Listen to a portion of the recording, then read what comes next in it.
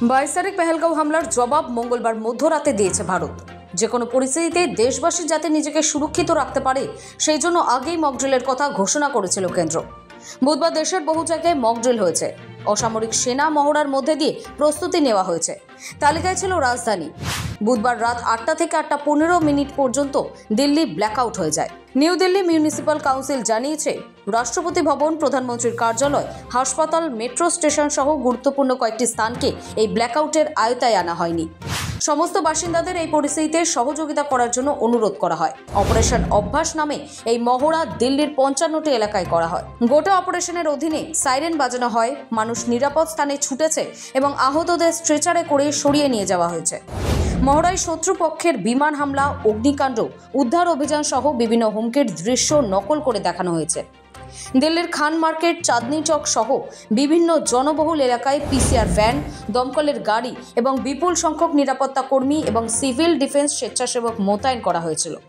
দিল্লির পাশাপাশি দেশের আরও একটি রাজ্যেও এই একই ধরনের ব্ল্যাকআউট মহড়া হয়। মহারাষ্ট্রের মুম্বাইয়ের বার্গ কলোনি, ত্রম্বে এবং অনুশক্তিনগরে রাত 8টা থেকে ব্ল্যাকআউট মহড়া হয়।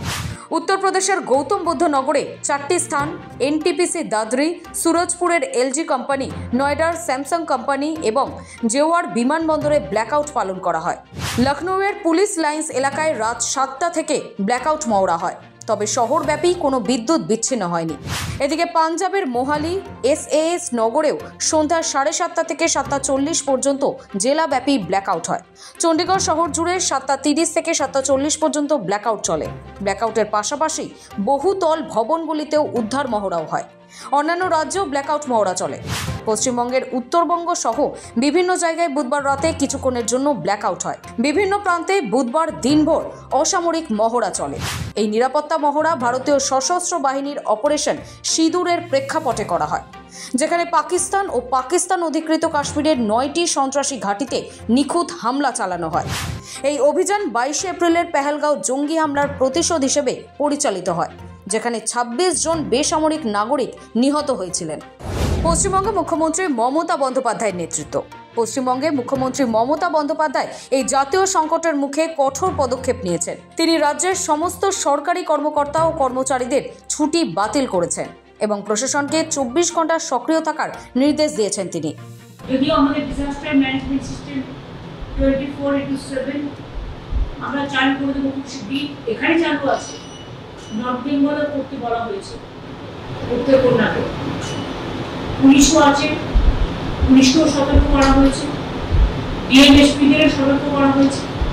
তারা আইসিরাও মোহিনীতি বাড়াবেন, ভিজিলেন্স থাকবেন, ভিডিওরা এখন সমস্ত ছুটি বাতিল করা হয়েছে। অপারেশন অভ্যাস এবং অপারেশন সিঁদুর এর প্রেক্ষাপটে ভারত জাতীয় নিরাপত্তা ও নাগরিক প্রতিরক্ষায় নজিরবিহীন প্রস্তুতি গ্রহণ করেছে। 71-এর যুদ্ধের পর আবার বাজল সাইরেন। 1971 সালের ভারত পাক যুদ্ধের পর প্রথমবার দেশ জুড়ে মহড়া হয় বুধবার। বিমান হামলার সতর্কতা হিসেবে ব্যবহার করা হয় সাইরেন। চলে জরুরি পরিস্থিতিতে দ্রুত উদ্ধার কাজের মহড়া। রাজ্য এবং কেন্দ্রশাসিত অঞ্চল মিলিয়ে প্রায় 250 জায়গায় হয় মক ড্রিল। যুদ্ধকালীন পরিস্থিতিতে কি করা যাবে আর কি করা যাবে না তার জন্যই এই মহড়া। ব্যুরো রিপোর্ট, সময় কলকাতা।